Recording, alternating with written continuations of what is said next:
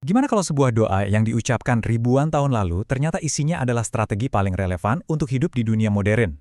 Bukan soal lari, tapi justru soal terjun langsung. Nah, itulah yang akan kita bedah hari ini. Sebuah cetak biru kuno tentang bagaimana kita bisa hadir dengan sebuah tujuan. Semuanya berawal dari sini. Sebuah kutipan dari Injil Yohanes.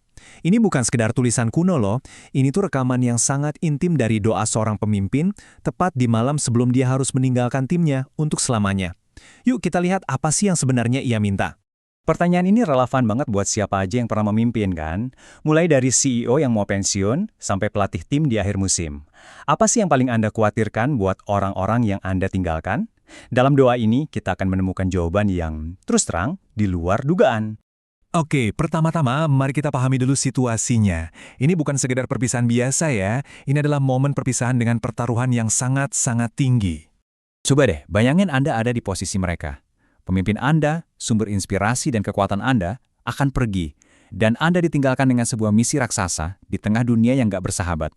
Rasa takut dan ketidakpastian pasti besar sekali kan? Kalimat ini benar-benar menangkap inti dari perpisahan itu. Aku tidak ada lagi di dalam dunia, tetapi mereka masih ada. Anda bisa merasakan kan jarak yang tercipta di situ? Pemisahan inilah yang jadi latar belakang dari doa yang akan kita bedah ini. Nah, disinilah letak kejutannya. Kalau Anda mengira doanya adalah untuk meminta kemudahan atau jalan yang mulus, siap-siap untuk berpikir ulang. Karena yang diminta justru kebalikannya. Coba kita pikirkan sejenak. Kalau kita ada di posisinya, permintaan yang paling logis mungkin adalah tolong buat jalan mereka jadi mudah, ya kan? Atau lindungi mereka dari semua masalah. Itulah yang mungkin kita harapkan. Dan inilah kalimat yang mengubah segalanya. Dengan sangat tegas ia bilang, "Aku tidak meminta supaya engkau mengambil mereka dari dunia." Wow, ini adalah penolakan total terhadap gagasan untuk lari atau dievakuasi. Mereka harus tetap tinggal. Coba lihat perbedaannya. Di kiri, itu doa yang mungkin kita harapkan, sebuah evakuasi spiritual. Tapi di kanan, itulah doa yang sebenarnya dipanjatkan, sebuah permintaan perlindungan ilahi di tengah kekacauan.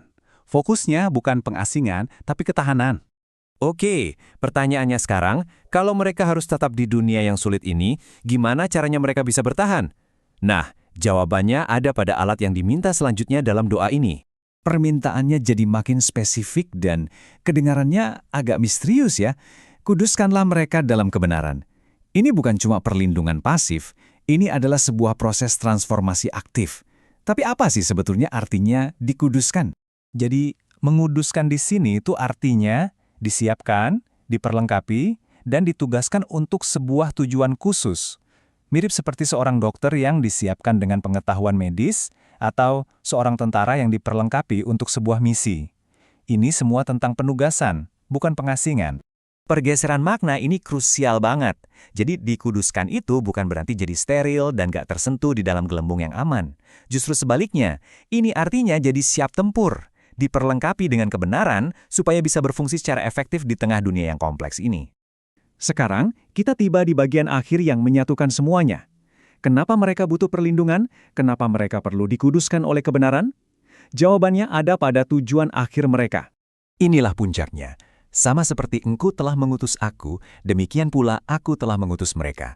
Ternyata, doa ini adalah sebuah serah terima tongkat estafet misi. Mereka tidak dimaksudkan untuk bersembunyi, tapi untuk melanjutkan pekerjaan yang sama. Terlibat langsung dengan dunia, bukan lari darinya. Ini adalah sebuah paradoks yang indah sekaligus menantang. Berada di dalam dunia, tapi bukan dari dunia. Artinya, terlibat penuh, tapi dipandu oleh prinsip yang berbeda. Ini adalah panggilan untuk menjadi agen pengaruh, yang tentunya harus bersentuhan langsung dengan apa yang ingin dipengaruhi. Jadi, inilah cetak birunya. 3 langkah yang saling berhubungan erat. Anda tidak bisa diutus, langkah 3, tanpa diperlengkapi, langkah 2, dan Anda nggak bisa siap diperlengkapi kalau Anda tidak dilindungi, langkah 1. Ini bukan daftar acak, ini adalah sebuah proses yang strategis untuk keterlibatan yang efektif. Jadi pada akhirnya, doa ini bukanlah permintaan untuk melarikan diri. Ini adalah sebuah cetak biru untuk kehadiran yang penuh tujuan. Sebuah manifesto yang mengajak kita untuk jadi agen perubahan di tengah dunia. Bukan sekedar jadi penonton yang aman dari kejauhan. Dan inilah pertanyaan yang saya tinggalkan untuk Anda. Dalam konteks hidup Anda sendiri, baik itu profesional maupun pribadi, gimana caranya kita bisa menerapkan gagasan ini? Bagaimana kita bisa terlibat penuh dengan dunia di sekitar kita, sambil tetap dijaga dan dipandu oleh sebuah tujuan yang lebih tinggi.